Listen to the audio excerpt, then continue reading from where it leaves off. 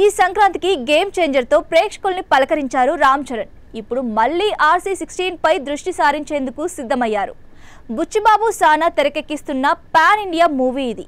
మైత్రి movie makers Sukumar writings సంస్థలతో కలిసి వెంకట సతీష్ కిలారు నిర్మిస్తున్నారు. జాన్వీ కపూర్ హీరోయిన్. చిత్రీకరణ దశలో ఉన్న ఈ సినిమా బుధవారం నుంచి హైదరాబాద్లో కొత్త స్కెడ్యూల్ను ప్రారంభించుకోనుంది.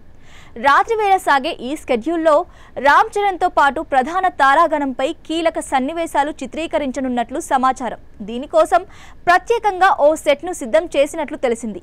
ఓ ఆటతో ముడిపడి ఉన్న బలమైన భావోద్వేగాలు నిండిన కథతో పూర్తిగా ఉత్తరాంధ్ర నేపథ్యంలో ఈ సినిమా ముస్తాబవుతున్నట్లు తెలుస్తోంది.